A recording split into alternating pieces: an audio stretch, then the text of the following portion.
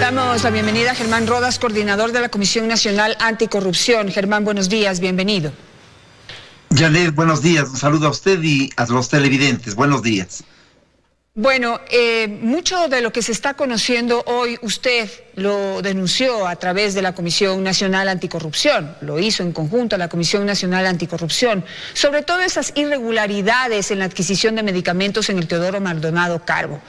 Hoy pues se ha develado que no solamente están conectados con lo sucedido allí, por lo encontrado ayer en la casa del expresidente Abdalá Bucaram, parece que también estaban involucrados en la venta de suministros médicos para la actual pandemia, como son estas pruebas rápidas y también las mascarillas. ¿Cuál es su reacción en principio frente a lo que está sucediendo, lo que estamos viendo? Hace exactamente un año, en junio del 2019, nosotros concurrimos como Comisión Nacional Anticorrupción ante el DIES para señalarle que teníamos información respecto a sobreprecios en materia de mascarillas, particularmente aquello en ese momento. Esa denuncia fue entregada y el IES fueron ellos quienes llevaron esa denuncia ante Fiscalía, que es la que ha activado la instrucción fiscal en Guayas para efectos de los allanamientos que se produjeron ayer. Nosotros habíamos señalado en esa oportunidad el nombre o los nombres de varias personas, entre ellas de un señor Llerena. Luego hay un segundo momento. Vamos a Contraloría en septiembre del año pasado, asimismo entregamos otros nombres y allí ya establecimos que había el mecanismo de convenio de pago mediante el cual se escogitaban a aquellos que debían asaltar los recursos del país, porque el convenio de pago terminó siendo aquello.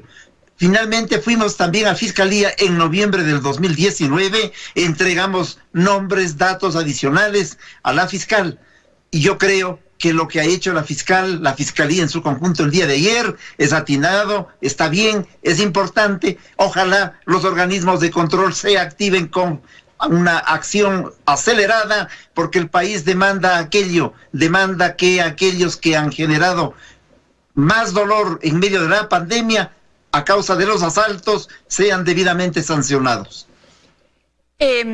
Este allanamiento del domicilio del expresidente Abdalá Bucaram, digamos, siempre fue un secreto a voces que era la familia Bucaram en conjunto la que estaba involucrada en las irregularidades, sobre todo en el Teodoro Maldonado Carbo, en la adquisición de medicamentos. También con la intermediación, tenían como representante esta organización delictiva, tenía como representante a este señor Daniel Salcedo. En algún momento lo hablamos aquí, Germán, a raíz de sus denuncias sobre estos posibles nombres que ahora se confirman. ¿Cuán involucrada está la familia Bucaram de acuerdo a sus investigaciones? Nosotros establecimos el nombre fundamentalmente del señor Llerena, pero como usted acaba de decir, en un país como el nuestro, las gentes nos conocemos lo suficiente y debido a los entonces cercanías familiares o de parentela política entre el señor Llerena y el expresidente, había posibilidad de algunas deducciones. La Comisión Nacional Anticorrupción, núcleo del Guayas, fue mucho más evidente en señalar este tipo de relaciones porque evidentemente están cercanas, están en el medio, de tal manera que muchos de los sectores y de la opinión pública y de la prensa señalaban que detrás de estos sucesos lamentables estaba la figura o las figuras del entorno del expresidente.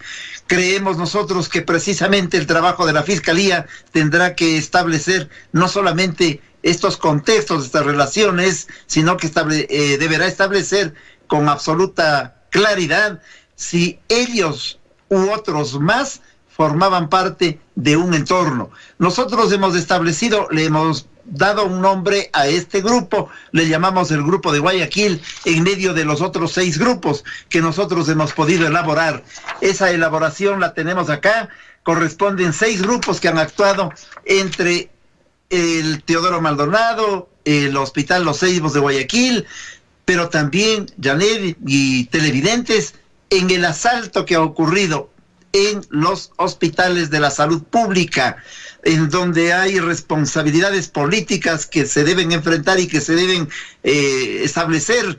Teníamos unas ministras de salud que se olvidaban de atender estos problemas fundamentales del asalto. La gavilla, la banda, los atracadores se organizaron para ir por la salud y evidentemente han generado todas estas circunstancias. Sin embargo, siguen siendo montos, a pesar del drama que genera esta circunstancia, siguen siendo montos todavía menores en medio del gran asalto que se produjo desde la década pasada. No olvidemos Odebrecht, no olvidemos la reconstrucción de Manabí. En las dos cosas, 10.000 millones de dólares que están jugados, 10.000 millones de dólares.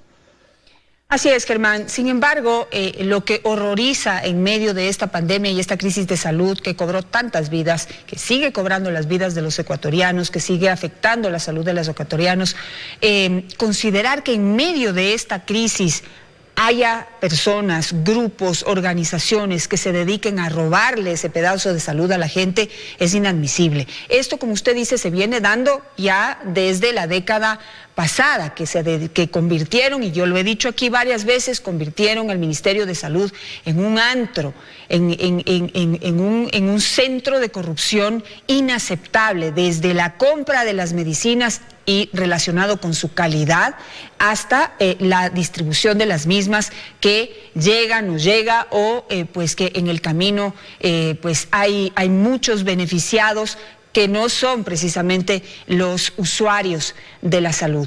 Usted habla de 6 grupos. Estos 6 grupos están relacionados a políticos, están relacionados a familias, están relacionados a qué tipo de... ¿Cómo se organizan estos grupos delictivos? Para el efecto del asalto en la venta, en el caso de los grupos de medicamentos y de insumos, se establecieron 6 grupos, o los otros los hemos ido encontrando, a lo mejor hay más. 6 grupos, cada uno de los cuales tiene 8 o 10, lo que estoy señalando aquí son los grupos. Cada grupo tiene organizado un sinnúmero de empresas. Estas empresas pueden, en unos casos, ser fantasmas, creadas ad hoc, creadas a dedo, para que se presenten en los concursos. Los concursos son establecidos con términos de referencia absolutamente dirigidos a una de las empresas que debe ganar, y evidentemente el traje a la medida se produce en la contratación de una de las empresas, pero los cabecillos de los grupos, las 6 personas que hacen de cabecillas, se conocen entre sí, se ponen de acuerdo, van a los concursos. Hoy te toca a ti, mañana a mí, como dice la canción, y ocurre que entonces el asalto es absolutamente organizado.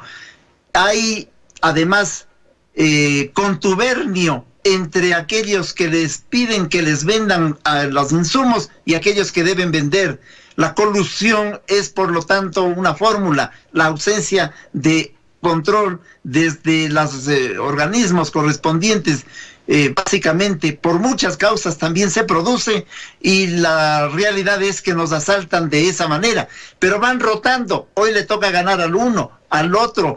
En los sistemas de puja saben cuántos dólares deben bajarse, a veces por 3, 4 dólares se produce la diferencia, y sobre todo los términos de referencia están hechos de tal manera que hay otras empresas de las tantísimas que no pueden participar, y los que participan además tienen empresas dedicadas a otras actividades.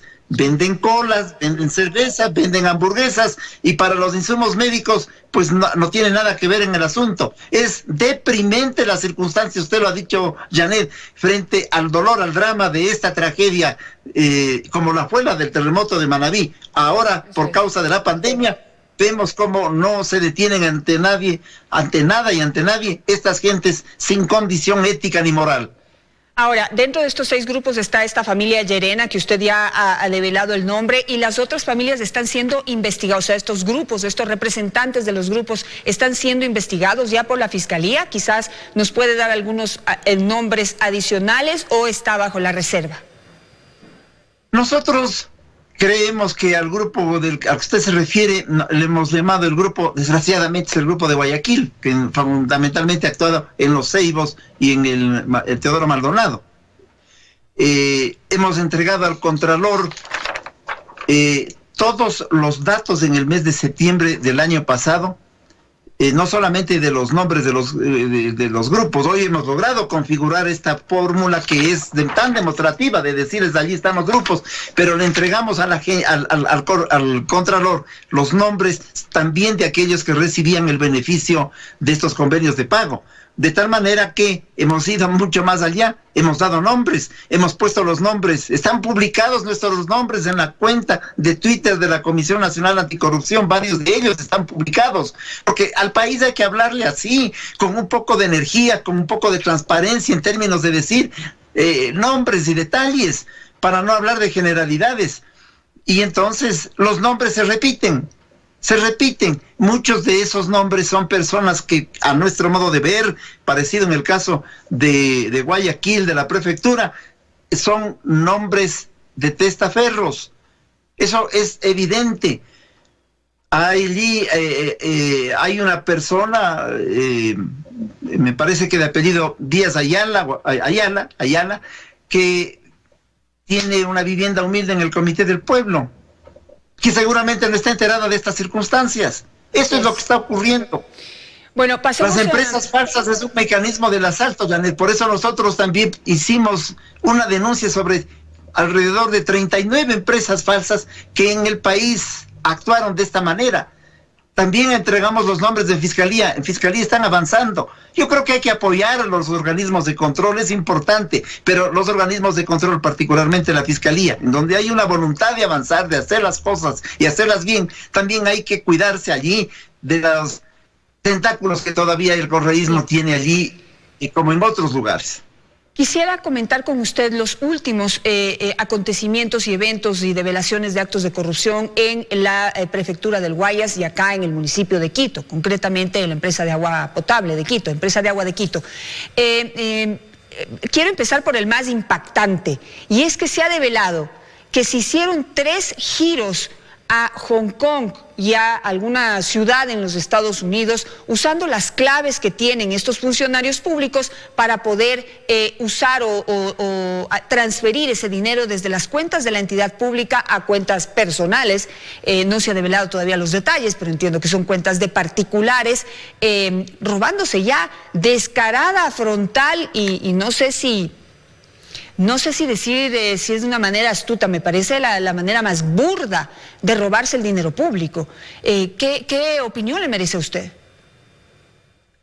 Bueno, el alcalde ha hecho esta denuncia y el Banco Central ha negado que aquello pueda haber existido, de tal manera que nos quedamos en una grave duda. Aquí hay que actuar de manera rápida y emergente. Yo creo que es indispensable que la Fiscalía y la Contraloría actúen en este caso, en las denuncias que se han presentado, en lo que ya están haciendo respecto del tema del agua potable.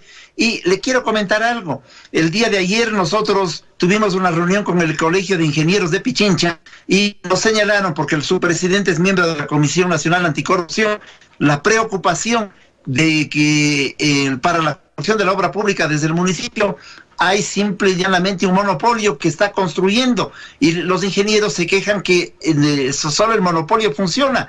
También creo que habrá que investigar. Son detalles importantísimos, Fiscalía y Contraloría.